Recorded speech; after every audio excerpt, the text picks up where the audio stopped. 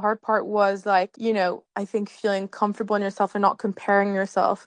I don't think I ever felt weird about showing my songs. I mostly felt excited, but comparing myself or like, songwriting can be so subjective, and I think bringing in the competitive mindset is can be a bit damaging to your craft.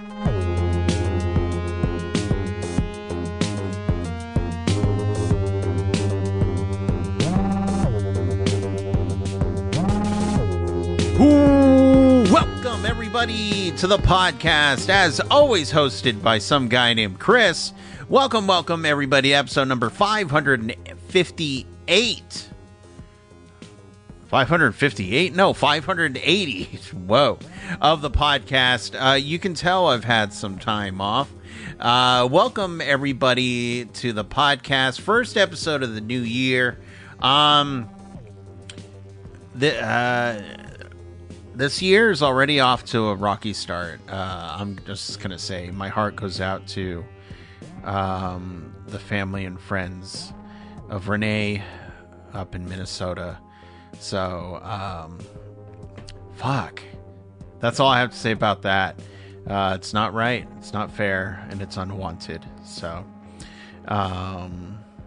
but just to kind of talk about something a little bit more cheery, I have a wonderful guest for you to listen to on the podcast. Margaux Regan is on the show. And she's a delight. She's an absolute delight. And her EP is coming out. It's called Afterthought, January 23rd. So soon. And I truly did have a fun time chatting with her. And just hearing about how she's taking songwriting classes, that really intrigued me as somebody who can't write a song to save their life. But I'm done talking because we need to get in this episode, all right? So everybody sit back, relax, and Margaux, take it away. What kind of weather do you have going on over there? Currently right now it's just very dark. That's what I'll say. It's just very, like, honestly today was quite sunny, but recently it's just been either raining or half snowing, to be honest. Whoa, okay. No, Yeah. And what part of the world are you in? I'm in London. You're in London. Okay. Yeah. I'm not going to say that London and the Pacific Northwest have similar weather patterns, but I am definitely I prefer like the dark and gloomy rainy weather. Really? Yes, that's what I grew up with. So now, where did you grow up? I grew up in Oregon, which is under Washington State, above California. So yeah, that's the weather I prefer. And when that weather happens, I always get an energy boost. Like, okay, what are we doing today? And everyone's just like, it's raining outside.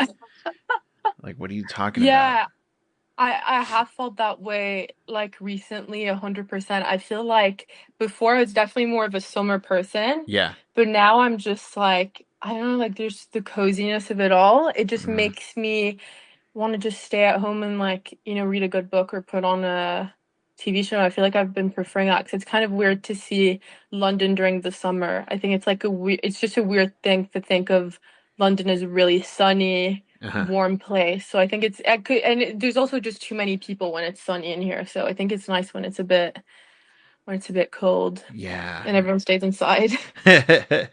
No, I get it. And how long have you been there in London? So this is my third year in London. So I've been studying, and before that I was in Ireland, which is the weather is just not better over there. But yeah, so this is the third year. Okay. And when you say studying, are you going to university or? Yeah, I'm currently studying songwriting at university, which is like really, quite interesting, to be honest. Yeah. So you're studying this skill of songwriting. Has it, you know, I I'm not sure how long you've been writing music, but was it something Mhm. that when you were a songwriter and then you started taking this class, was it like, oh my gosh, my mind is blown? Yeah. Yeah, actually it was kind of like that, to be honest, Yeah, which is interesting because obviously when you tell people that you're studying songwriting, they kind of like roll their eyes, like yeah. I've had a lot of people kind of, especially older people be like, "Oh, well, what is actually, what are you going to do with that?" So I definitely didn't expect to learn as much as I've learned Uh-huh. in like, 2.5 years. But it was definitely like going into a lot of classes, and I think the way that my mind was more blown was listening to other people. Oh, okay. Listening to their songs, being able to like share this space for songwriting, that's when my mind was blown. It was like being able, to have people that you could share discussions with about, Mm, the specifics of a song, which is not something that I was ever able really to do before. So right. in that sense, my mind was, yeah, 100% blown. It's just a and I think it's always like I'm always in a state of awe. I think it was never like one class that I got in and I was like, wow, it's just like a continuous kind of like wow moment, I think. Wow. Okay. Okay. And then Yeah. I get, you mentioned that you have people to chat with about songwriting that you've Yeah. never had before. Was it a great feeling finding, like, I don't know if you have a little group that you Mhm. bring your songs to, or what, just Yeah, you do. you do? Was that Yeah. just like, was it kind like, how did you feel first doing that? Was it just like, Yeah. I don't know, people are gonna react to it or connect with Mhm. it, or should I just keep it to a hundred myself? percent.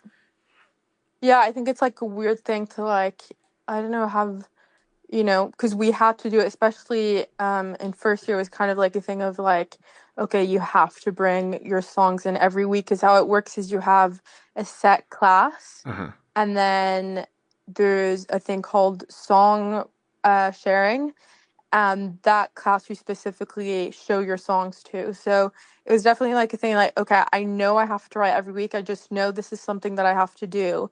Is because like songwriting was always a thing where it was like such a natural thing to me where, I would write without thinking and Mm. like, and so people would be like, oh, I have to write one song each week. And I was like, that's easy. Like that's not the hard part. Like, I'm out here writing is everyday kind of thing at that point. So I was like, that's not the hard part. The hard part was like, I think feeling comfortable in yourself and not comparing yourself.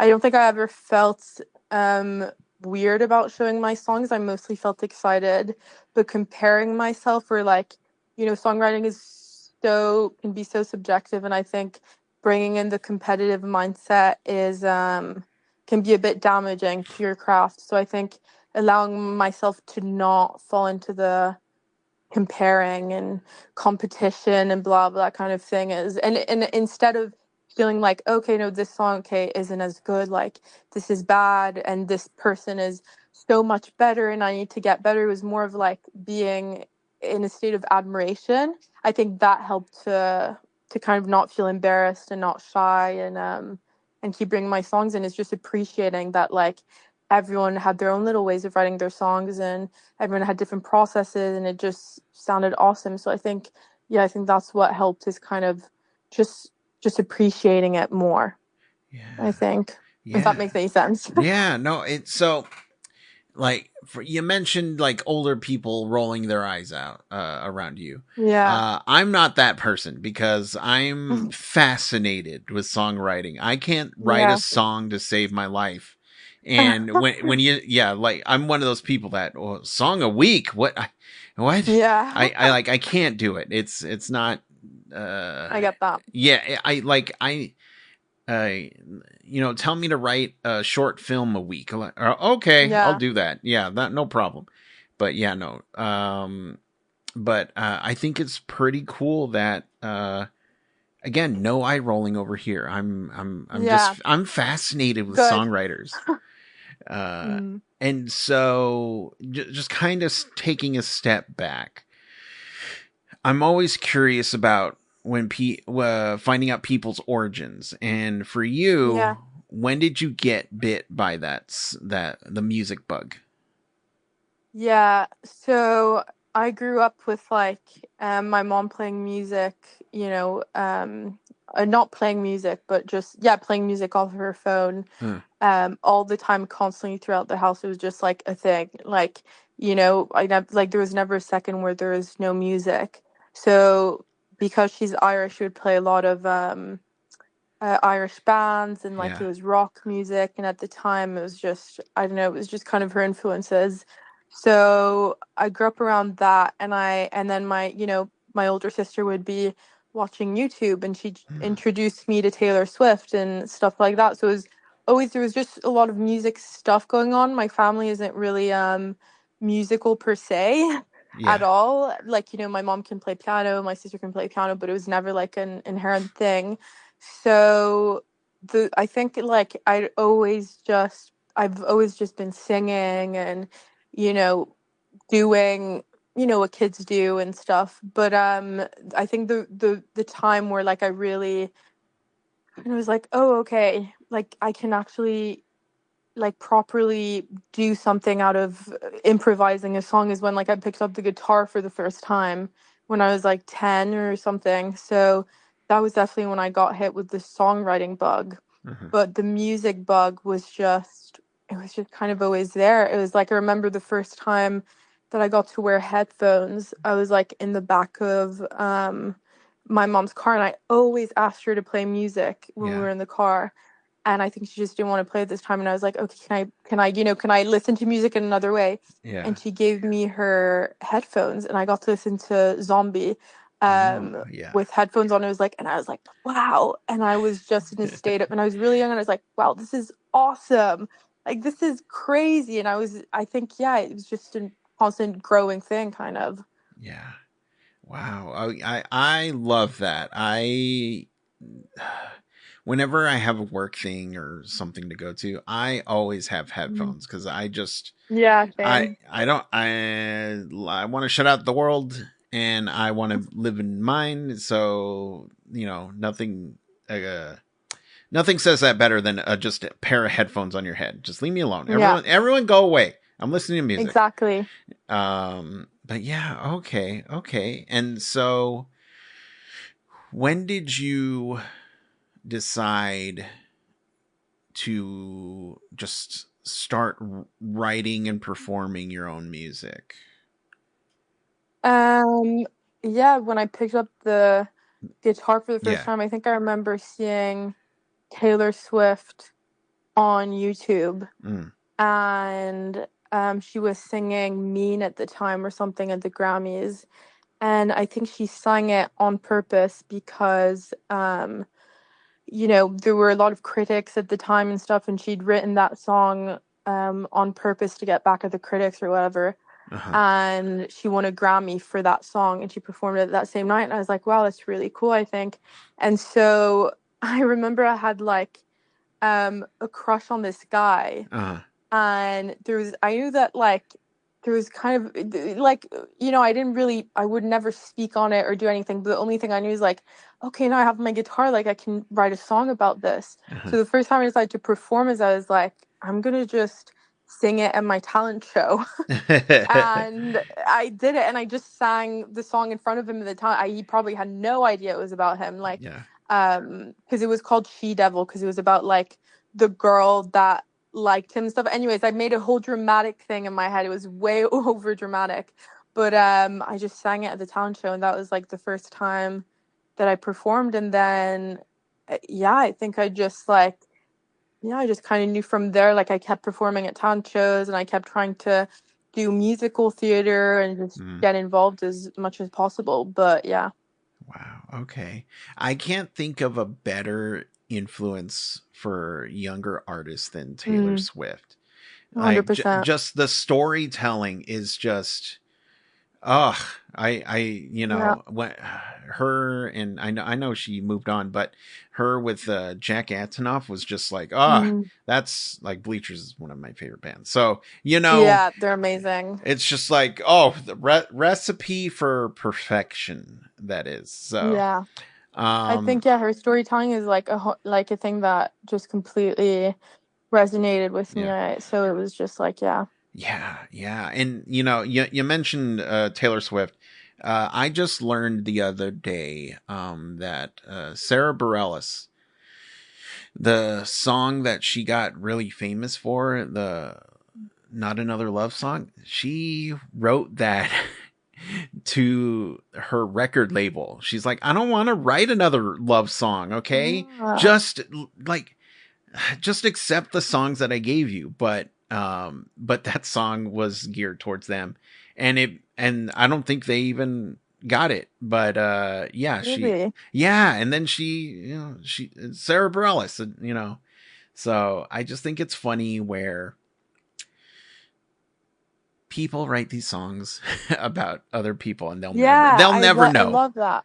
They'll They'll never know. I think that's like the fun thing about it is you can just write about whoever, write about whatever experience, and that person will never know. And if uh-huh. they do, it's even funnier, and like it's even better if they do figure it out. You're like, well, there you go. And so what I love about it is, yeah, it's just that aspect is it's just being able to create a world of your own, and Yeah. they might know and they might not, and that might relate to that person and might not. So it's just really that I think is just fascinating, to be honest. Yeah, yeah, and that's what I love about songwriting. It's just, it could be straightforward or it could not be. It's Yeah. the interpretation is up to you. So Mhm. I just love it. And so you have an EP coming out. Yeah. What was the mix of like, was this written before you started university and your songwriting class, or after? After it was definitely not linked towards like, well, the what it was linked to more than universities. I just started working with this studio, so Hmm. I was like, well, actually I didn't know, to be fair, I didn't know that I was, when I started working with the studio, I wasn't writing for them. The first song that I ever wrote was Nothing's Gonna Hurt You Hmm. for the EP, and that I had written before working with the studio. I just knew like, okay, I really like this song, I'm gonna bring it in. Yeah. Um, but yeah, so I wrote it during uni. So the year, I think it was second year when I started recording, Hmm. and then first year is when I had started writing Nothing's Gonna Hurt You at the end of it. So yeah, that's kind of like how it came about. Oh, okay, okay. And I like, this is a two-parter question.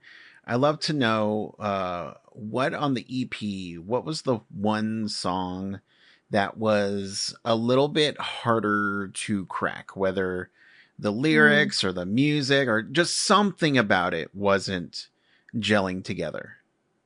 Mm. Um, I think, you know, um, I think Obsessed Hmm. was a bit of a harder song to write, um, because it was kind of the first commercial happy country pop song Hmm. that I'd written. And I think it's very hard when you go from writing one kind of way Uh-huh. to another, like anything, so it's Mm. just kind of a habit thing. So for me, that song, I was kind of like, you know, I love to write songs that can bring you on a journey, Hmm. and I love to write songs that can make someone feel something really deeply, not just because of the lyrics, but because of the way the song goes. Hmm. And so when I had written happy songs, but to be able to have a production idea for it was maybe a bit harder Mm. to, when you don't have all these feelings involved of, oh, like this is like my personal story, because it was kind of like, of course, it was linked to my real life, but it was so exaggerated and fun that I just wanted to have fun with it. Hmm. So when you're having so much fun, you're like, oh, maybe I'm not being as professional, or you're being a bit worried. Yeah. So I think in that sense, like knowing that I can go in a session and have fun and laugh, and who I wrote it with, Ian Holmes, we were just laughing, and he also produced it, so it was great to just be able to go and have fun writing it. And I think that was maybe just a bit disorienting, being like, oh, like I'm able to, you know like not be locked away in my room, being a tortured artist, like, kind Yeah. of thing, which is such a bad myth. But Yeah. it was interesting, yeah. Okay. Okay. And the flip side to that question, um, what song was just kind of felt like it came together Mm. pretty easily? Yeah, so I think it would be the first song, Mm. which is Nothing's Gonna Hurt You, which was the first single, because I think it was just, I think it was like the right moment, Mm. the right feeling, the right whatnot. Like, it was, at that time, it was such an important song to me because it was so personal. Yeah. And I really think the one thing that I believe, like, that I still believe, and that I think is the only thing that will hold art together, is that people can feel authenticity, whether you Mm. think they count or not. I really think authenticity is something that people can feel, or true artistry, maybe. Yeah. But it was just really, really something that meant a lot to me. So I think because of that, I was 10 times more involved. And when I was involved, it just felt like it was flowing more. I'm always involved, but it just felt like the involvement was more natural to me Yeah. because the song came out so naturally. So I think, yeah, I definitely think that one. Okay. And I'm when you're, in the process of just like laying down the music and like how do you have the music fully formed in your head and then you just need to, have the musicians get it out there, or is it just kind of experiment? Let's see what you got. Do you mean in terms of production or songwriting? Um I guess songwriting. We'll stick with Yeah. songwriting. Well, I think it depends. If we're talking about the songwriting process, Uh-huh. I think sometimes it just might be, for example, for Nothing's Gonna Hurt You, I was inspired by the title, Nothing's Gonna Hurt You, Baby, I think. Mm. So I was like, sometimes it comes from a title first. Uh-huh. Sometimes it's just like me having, for example, for Radio Silence, I kept having this like melody in my head going, Radio Silence. Like, I just kept having it in my head. Mm. And just because I had the title first, so then I built the song around that line. So it just kind of really depends. It's like sometimes you have to force yourself to go to your guitar Yeah. or to your piano and get some chords going and get some music playing, and the words flow out. Sometimes, and I think that that's when I think that my best songs come out. It's like when it's an intuition thing, like when I'm hearing something in my head, when I'm hearing a melody, like whether it's I dreamed of a melody or I woke up and I couldn't get the melody, like the melody was just kept being in my head, or I kept having this title. Like if I keep hearing a phrase, or if I keep having a concept of a song and I just have to get it out, I think that that's when my best songs come out. I might be wrong, and down the line, like there might be something where, I one of my best songs is me going to my guitar, going to my piano, and really forcing myself to write. Mm. But I think that, yeah, you know, um, I think that's one of my favorite processes, is just feeling like you need the piano and you need the guitar and you just need to get this thing out of you. Yeah. Um, yeah, like you're chasing, like it's a really, like, the creative process is so interesting. Yeah. Um, and even for writers, they describe it the same way. They're like, there's this idea and I'm just running after it and I'm waiting to grab it, kind of thing. And if you don't grab it quick enough, it goes away. Like Elizabeth Gilbert, I don't know if you know the book Big Magic, Uh-huh. but she talks about it in the book, and it is that kind of way of like, there's this idea floating around in the creative universe, and like if you grab it quickly enough, you can turn it into something great. And if you don't, it like she has this idea that it goes to someone else. So I Mm. have this feeling that like a lot of the times it's just me grabbing that title that's flowing around, or like when I have that inspiration in my body and in my feeling is genuinely when I think the best songs come out. Yeah, but it depends. Yeah, yeah. I just think, you know, musicians are just on a whole other level Yeah, creatively. That's why I'm just like, on a lot of ways. Yeah. I would be, I personally, you know, I don't write music, but I would be afraid to just like, okay, how do you want this to be? Mm. I don't, you know, you just do the beep bit, you know, just a little, Yeah. add a little, and then a little, pfft, and then we're Yeah. done. And it's like, what? All right, have Yeah. fun, have fun. You know, uh, It's a bit confusing. It's quite confusing. It's like, yeah, I think it's just confusing. And also, that's why I think a lot of artists are not really understood because a lot of them are mm. just like in their own world a lot of the time. So that's what I felt when like I went to uni. I was like, you guys are just as weird as me. Like, I'm not the only one. Like, you guys are speaking the same language. Like, so I think that fellow part of it is weirdos, interesting. yay! Yeah, that's what I thought. I was like, oh wow, I'm finally fitting in. So there's definitely that aspect of like we're on our own little planet. Yeah, Yeah, 100%. yeah. Well, you know what? You live on that planet, and you know you come on down, and whenever you got some music, because Yeah. I enjoyed the EP. Oh, thank And yeah, you. I just, you know, I'm not one for. I'm gonna be real honest, not one for country. But then when I heard Mm. that, oh, you were influenced by Taylor Swift, I was like, oh, I mean, anybody influenced by Taylor Swift, I have to listen to. So that's not, Awesome. yeah, non-negotiable. So, Yeah. God uh, love her. what a just a gem of a person. Yeah. Amazing. Uh, Travis, you better treat her right. That's all I'm saying. Well, That's but I think that what it is just like eh, what I admire is, you know, her storytelling and stuff, but also hmm you can really feel that she's so, I think, linked to her craft. yeah, And like, I think that's what sticks with people is like being, you can feel, even though I don't know her personally, but you can feel that there's like, I mean, I wish, but you can feel that there's like honesty and like, and dedication to her craft. And I think that's why her music is like more generational than just, you know, a one hit wonder. It's just right. because she's just been able to keep that like authenticity and that honesty, and you can feel her passion, you know, and like everyone can relate to her songs.